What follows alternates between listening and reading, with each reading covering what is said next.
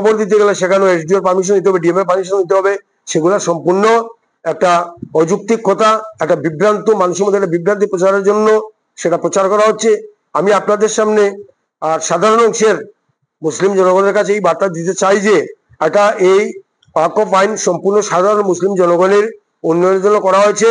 কংগ্রেস এবং কমিউনিস্ট সহ যে সমস্ত বিজেপি বিরোধী রাজনৈতিক দল আছে সেই রাজনৈতিক দলগুলোর প্ররোচনায় পা দিয়ে নিজেদের ভবিষ্যৎকে নষ্ট করবেন না, রাষ্ট্রের বিরুদ্ধে আইন নিজের হাতে নেবেন না, রাষ্ট্রের ক্ষতি করবেন না, সাম্প্রদায়িক সম্প্রীতি বজায় রাখবেন। আর যদি আপনারা বিভ্রান্তর আখেরে আপনাদেরই ক্ষতি হবে, তার জন্য আমাদের সরকার কোনোভাবেই দায়ী থাকবে না। সবাইকে নমস্কার, বন্দে মাতরম, ভারত মাতা কি জয়।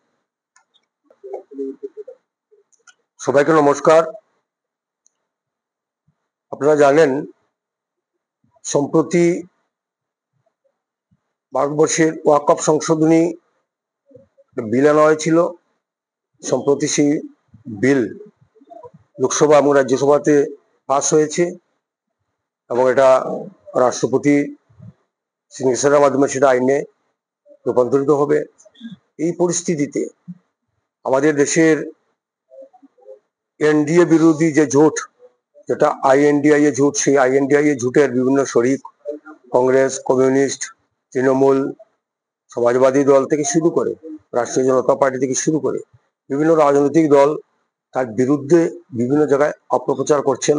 সাধারণ অংশের মুসলিম জনগণ যারা আছেন তাদেরকে বিভ্রান্ত করার কাজ করছেন এবং তারা বিভ্রান্ত হয়ে আর এই আইনের বিরোধিতা করতে গিয়ে রাষ্ট্রীয় সম্পত্তি ধ্বংস করছেন। কোথাও কোথাও দাঙ্গা হাঙ্গামার পরিস্থিতি তৈরি হয়েছে।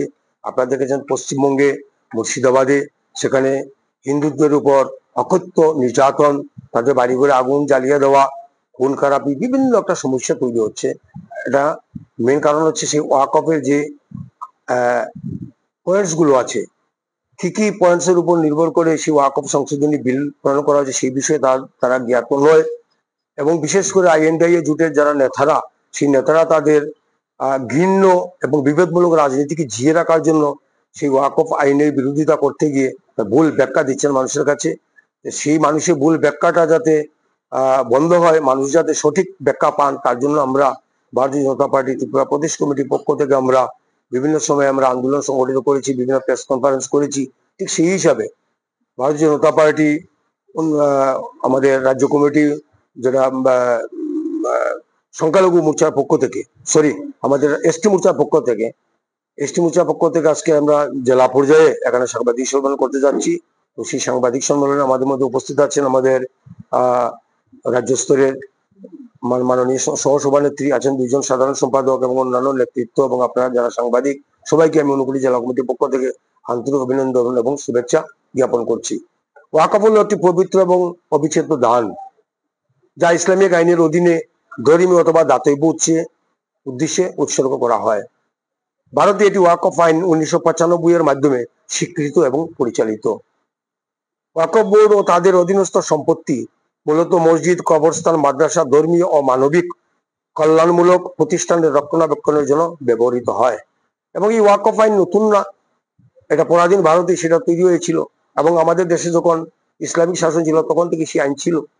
পরবর্তী সময় সেটা 1995 সনে কংগ্রেসের সময় সেটাকে আর বিভিন্নভাবে সেটাকে অ্যামেন্ডমেন্ট করা হয়, করে কংগ্রেসীরা যাতে এই দেশের সংখ্যালঘুদের দূষণ করতে পারে, কংগ্রেসীদের শাসন যাতে লম্বা হতে পারে, তারা যাতে ডিপার্টমেন্ট রুলস পলিসি অ্যাপ্লাই করে ভারতবর্ষের মুসলিম জনগোষ্ঠী, সেই মুসলিম জনগোষ্ঠীকে বিভ্রান্ত করে কংগ্রেসের ভোট ব্যাংক হিসাবে তৈরি করার জন্য তারা বিভিন্নভাবে সেখানে বিভেদমূলক কিছু পয়েন্টস সেখানে ঢুকিয়ে দেওয়া হয়েছিল, এবং যার টু পয়েন্টস আমি আপনাদের সামনে আলোচনা করার চেষ্টা করছি। দীর্ঘদিন ধরে সম্পত্তিগুলির ব্যবস্থাপনা ছিল সম্পূর্ণ অনন্তীয় এবং জবাবদিহিতাবিহীন। আপনারা জানেন আমাদের সাধারণ স্তরে, গ্রাম্য স্তরে আমাদের যে কোঅপারেটিভ সোসাইটি আছে, সেই কোঅপারেটিভ সোসাইটি থেকে শুরু করে কেন্দ্রীয় স্তরে বিভিন্ন আর্থিক সংস্থাগুলোর যে সমীক্ষা হয়ে থাকে বা তার অডিট হয়ে থাকে, এবং জাতীয় স্তরে সেই অডিট করে থাকেন ভারতীয় ক্যাগ, সেই ক্যাগ পর্যন্ত সে ওয়াকফ প্রপার্টি অডিট করতে পারতেন না, যার জন্য এখানে প্রভূত পরিমাণ দুর্নীতি সেখানে হয়েছে। এবং যাতে আগামী দিন সে ভারতের যে যিনি ক্যাগ বা ভারতের যে অডিট সংস্থা আছে, সেই অডিট সংস্থা যাতে সেই অডিট করতে পারে তার একটা ব্যবস্থাপনা সেখানে রাখা হয়েছে। এবং ওয়াকফ সম্পত্তি সংশোধন আইন কেন আবশ্যক হয়ে পড়েছে 2025 সনে? 2013 সালে পুরনো আইনে ওয়াকফ বোর্ডের হাতে এমন ক্ষমতা ছিল যে তারা প্রমাণ ছাড়াই যে কোনো সম্পত্তিকে ওয়াকফ সম্পত্তি হিসাবে ঘোষণা করতে পারত। বিশেষ করে ব্যবহারকারী দ্বারা ওয়াকফ বাই ইউজার যে আইন, সেই আইনের মাধ্যমে, সেই শর্তের মাধ্যমে বহু সম্পত্তি শুধুমাত্র দীর্ঘদিন ধর্মীয় কাজে ব্যবহারের অজুহাতে ওয়াকফ দাবি করেছে। সেই ধরনের কিছু তথ্য আমি আপনাদের সামনে পর্যায়ক্রমে তুলে ধরবো। 2018 সালে সেন্ট্রাল ওয়াকফ কাউন্সিল সিডব্লিউসি এর প্রতিবেদন অনুযায়ী ভারতে ওয়াকফ সম্পত্তির পরিমাণ 8 লক্ষ একর ছড়িয়ে গেছে, যার বাজার মূল্য দাঁড়িয়েছে প্রায় 10 লক্ষ কোটি টাকারও বেশি। 2018 সালের তথ্য যদি 10 লক্ষ কোটি টাকা হয়, তাহলে আজকে 2025 সেখানে তার পরিমাণ কমপক্ষে 20 লক্ষ কোটি হওয়ার কথা। এবং 20 লক্ষ কোটি টাকা যদি সেখানে প্রপার্টি থাকে, আমরা বিভিন্নভাবে, যেমন পাবলিক বিভিন্ন হিসাব যারা হিসাব রক্ষক সংস্থা, সেই সংস্থার থেকে আমাদের পাওয়া তথ্য অনুযায়ী আমরা দেখেছি গত 2024 আর্থিক বছরে তারা সেই সমস্ত সমীক্ষক সংস্থার কাছে যা হিসাব দিয়েছিলেন যে মাত্র 164 কোটি 164 করোড় নাকি প্রতি বছর ওয়াকফ প্রপার্টি মানে ওয়াকফের ইয়ারলি ইনকাম, যেটা 2025-এ বেড়ে হয়েছে 1 করোড় 66 লক্ষ টাকা।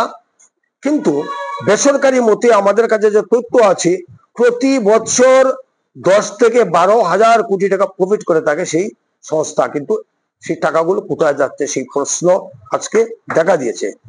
কংগ্রেসের দ্বারা প্রণীত 2013 সালের দমনমূলক ওয়াকফ সংশোধনী আইন বিভিন্নভাবে দমনমূলক ওয়াকফ সংশোধনী আইন এখানে এনেছে। আমি প্রয়োজন আপনাদেরকে একটা লিফলেট দেবো, আপনারা সেখান থেকে দেখে আলোচনা করবেন। এখানে দীর্ঘ সময় তো আর সম্মেলন করা সম্ভব না। এখানে ওয়াকফ কাউন্সিলের অতিরিক্ত ক্ষমতা সম্পত্তি হস্তান্তরে নিষেধাজ্ঞা দেওয়া, ওয়াকফ বোর্ডকে কোনো সম্পত্তি বিক্রয়, হস্তান্তর বা লিজ দেওয়ার ক্ষেত্রে কঠোর নিয়ম চাপিয়ে দেওয়া হয়। এর ফলে সাধারণ মানুষের সম্পত্তি নিয়ে হয়রানির সম্ভাবনা অনেকটাই বৃদ্ধি পায়। ওয়াকফ অ্যাক্ট 1995 এর মাধ্যমে রাজ্য সরকারকে বোঝা চাপানো হয়, বোর্ডকে বেপরোয়া ক্ষমতা দেওয়া হয়। এর ফলে বহু জমি দখল ও বিলুপ্তি হয়। বিভিন্ন রাজ্যে সরকারি বিভিন্ন জমি ওয়াকফ প্রপার্টি দখল করে নেয় এবং সেখানে রাজ্য সরকারের ক্ষমতাকে খর্ব করে দেওয়া হয়। রাজ্য সরকার তার বিরুদ্ধে কোনো পদক্ষেপ নেওয়ার কোনো সংস্থান বিগত ওয়াকফ আইনে ছিল না, যেটাকে বর্তমানে সংশোধিত করে রাজ্য সরকারকেও সেখানে কিছু ক্ষমতা প্রদান করা হয়েছে। আইনি সংস্থাগুলোকে বা বিচার বিভাগকে সেখানে অন্তর্ভুক্ত করার প্রাবধান রাখা হয়েছে।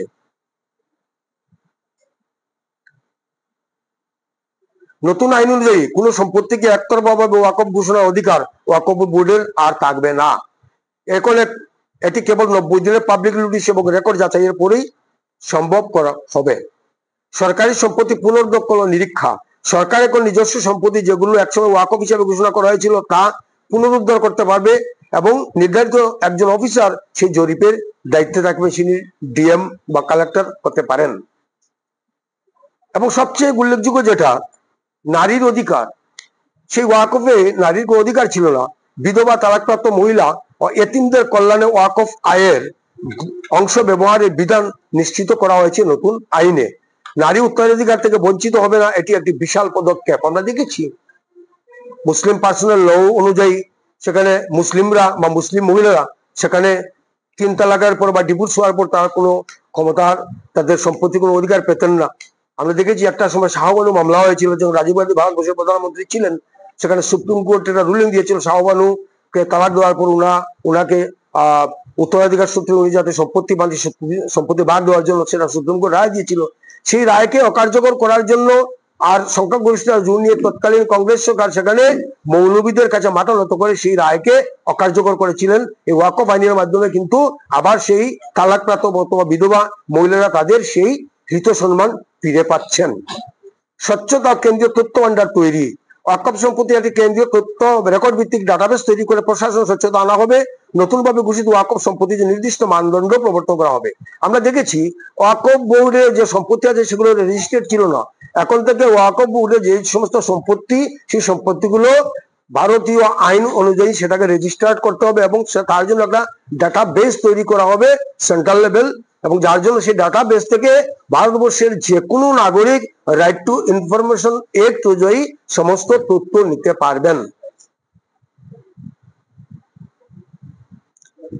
বুহরা ও আগাখানি মুসলমান, আমরা জানি মুসলমান শিয়া এবং সুন্নি, আমরা এতটুকু জানি, কিন্তু এর মধ্যে আরেকটা মুসলিম পার্ট আছে, সম্প্রদায় আছে যাকে বলা হয় বুহরা ও আগাখানি, এবং যেটা চীনে আছে উইগুর।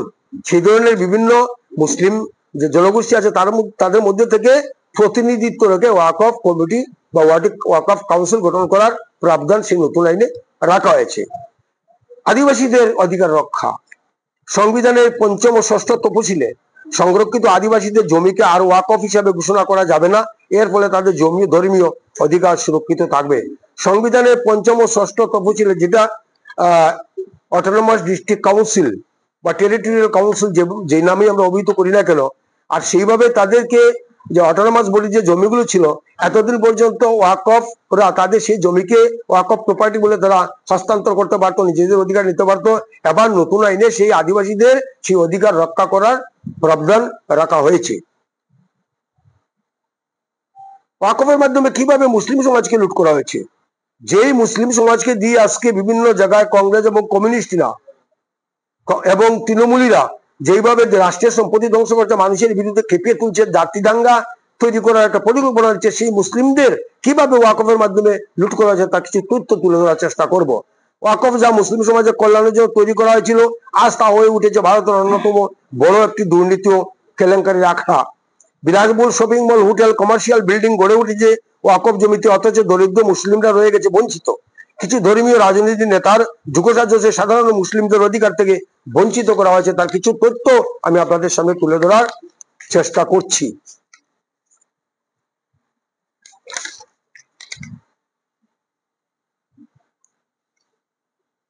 মেরঠে এক মুসলিম কমিউনিটি সেন্টার দখল করে ক্লিনিক ও দরিদ্রদের পরিষেবা বন্ধ করে দেওয়া হয়েছে।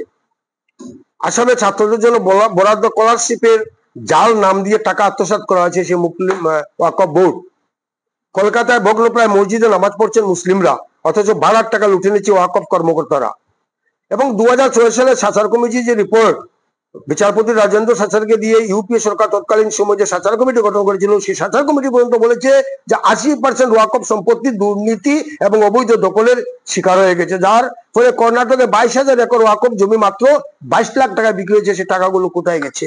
চেন্নাই, পুনেতে মুসলিম পরিবারদের জমি বিনা নোটিশে ওয়াকফ ঘোষিত হয়ে গেছে। লখনৌতে মুসলিম দোকানদারদের শত শত দোকান পুনর্বিকাশের নামে ছিনিয়ে নেওয়া হয়েছে ক্ষতিপূরণ ছাড়াই। আহমেদাবাদ এক মুসলিম ব্যবসায়ী ব্যাংক ঋণের দোকানকে ওয়াকফ ঘোষণা করে তার ব্যবসা ধ্বংস করে দেওয়া হয়েছে। সম্প্রদায়ের নামে তোলা অর্থ কেড়ে নিচ্ছে দুর্নীতিগ্রস্ত ওয়াকফ কর্তারা। মেরঠে মুসলিম কমিউনিটি সেন্টার দখল করে ক্লিনিক ও দরিদ্রদের পরিষেবা বন্ধ করে দেওয়া হয়েছে। দিল্লিতে শিক্ষা ও স্বাস্থ্য খাতে বরাদ্দ ফান্ড চুরি করে মাদ্রাসা মসজিদ পড়ে আছে জীর্ণজীর্ণ অবস্থায়। প্রায় 70% ওয়াকফ সম্পত্তি বেআইনিভাবে দখল হয়ে গেছে আমাদের দেশে। বাকিগুলো নামমাত্র মূল্যে লিজ দেওয়া হয়েছে মল, হোটেল ও শিল্প প্রতিষ্ঠানকে। ওয়াকফ সমিতি যা মুসলিমদের কল্যাণে ব্যবহৃত হওয়ার কথা ছিল তা বিশেষ ব্যক্তির ব্যবসায়িক সাম্রাজ্যে পরিণত হয়েছে।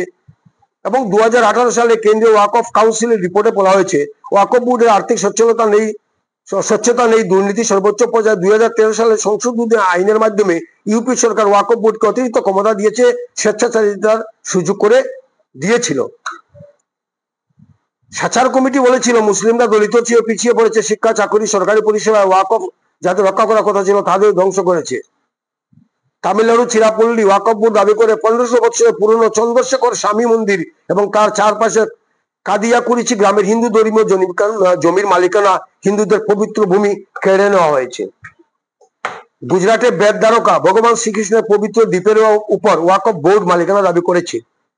শিবশক্তি হাউসিং সোসাইটি সুরাটে একটি জমি মসজিদে রূপান্তরিত করা হয়েছে, নামাজ পড়ানো হচ্ছে। এটি প্রমাণ করে যে কোনো গৃহ নির্মাণ প্রকল্পকেও বিনা অনুমতিতে ওয়াকফ বানানো যায়।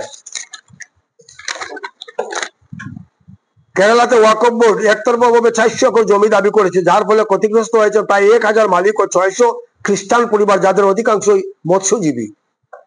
হরিয়ানার 14 মোরলা জমি, যেখানে 1947 সাল থেকে গুরুদ্বারা ছিল, তা হঠাৎ করে ওয়াকফ দাবি করা হয়ে গেছে। সেখানে কোনো মসজিদ ছিল না, আদালত সেই জমি ওয়াকফের অধীনে দিয়ে দেয়। শিখদের ধর্মীয় অধিকার সেখানে অস্বীকার করা হয়। কর্ণাটক ওয়াকফ বোর্ড জমি কেলেঙ্কারি, 22 লক্ষ কোটি টাকার জমি চুরি। 2012 সালের রিপোর্টে 22,000 একর ওয়াকফ জমি যেভাবে বেআইনিভাবে বিক্রি বা লিজ দেওয়া হয়েছে, লাভবান হয়েছে রাজনীতিবিদ, জমির দালাল ও ওয়াকফ বোর্ডের কর্মকর্তারা ও কিছু মুসলিম নেতারা। সাধারণ মুসলিমরা তার কোনো সুযোগ সুবিধা পায়নি। এই দুর্নীতিতে বহু রাজনীতিকদের নাম জড়িয়েছে, যেমন কংগ্রেসের মল্লিকার্জুন খাগড়ে, ধর্ম সিং, রুশন বাইগ, ইয়ানান হারিস প্রমুখ। তাছাড়া মুসলিম অনেক নেতৃত্ব আছেন। সংসদ ভবন ওয়াকফ জমিতে বদরুদ্দিন আজমল, আমাদের আসামের, যিনি AIMM এর সভাপতি, সেই বদরুদ্দিন আজমল বলেছেন যে গুয়াহাটি বিমানবন্দরটি নাকি ওয়াকফ প্রপার্টিতে আছে এবং বলেছেন সরকারের পতন হবে ওয়াকফ ইস্যুতে। তো অমুসলিমদের পক্ষে সে জমি ফেরত পাওয়া প্রায় অসম্ভব ছিল। বর্তমান যে আইন, সে আইনে যাতে যাদের জোর করে বা কলাকৌশল করে যাদের জমি আয়ত্ত করে নেওয়া হয়েছিল, তাদের জমি যাতে আবার ফেরত পায় এবং সরকারের যে জমিগুলো ওয়াকফ দাবি করেছিল সেগুলো যাতে আবার নতুন করে সরকারের কাছে ফেরত যায়, এবং যেটা ওয়াকফের হাতে যে সম্পত্তি আছে, যে যার রেজিস্ট্রি আছে, যেটা কাগজপত্র আছে, সেটা ওয়াকফের হাতে থাকবে, ওয়াকফ থেকে নেওয়া হবে না। এবং সাধারণ অংশের মুসলিম যারা, যাদের ধর্মীয় স্থান, মসজিদ, মাদ্রাসা, ঈদগাহ বা তাদের শিক্ষা, যেটা মাদ্রাসা বা অন্যান্য যেগুলো ধর্মীয় বা সামাজিক যে সমস্ত সংস্থাগুলো আছে, যেমনি আছে তেমনি থাকবে, সেখান থেকে কোনো জমি নেওয়া হবে না। এবং ওনারা প্রচার করছেন যে কোনো সাধারণ মুসলিম যদি মারা যায় তাহলে ওনাকে কবর দিতে গেলে সেখানে SDOর পারমিশন নিতে হবে, DM এর পারমিশন নিতে হবে।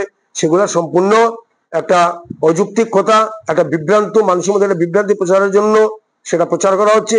আমি আপনাদের সামনে আর সাধারণ অংশের মুসলিম জনগণের কাছে এই বার্তা দিতে চাই যে এটা এই ওয়াকফ আইন সম্পূর্ণ সাধারণ মুসলিম জনগণের উন্নয়নের জন্য করা হয়েছে। কংগ্রেস এবং কমিউনিস্ট সহ যে সমস্ত বিজেপি বিরোধী রাজনৈতিক দল আছে, সেই রাজনৈতিক দলগুলোর প্ররোচনায় পা দিয়ে নিজেদের ভবিষ্যৎকে নষ্ট করবেন না, রাষ্ট্রের বিরুদ্ধে আইন নিজের হাতে নেবেন না, রাষ্ট্রের ক্ষতি করবেন না, সাম্প্রদায়িক সম্প্রীতি বজায় রাখবেন। আর যদি আপনারা বিভ্রান্তর, আখেরে আপনাদেরই ক্ষতি হবে, তার জন্য আমাদের সরকার কোনোভাবেই দায়ী থাকবে না।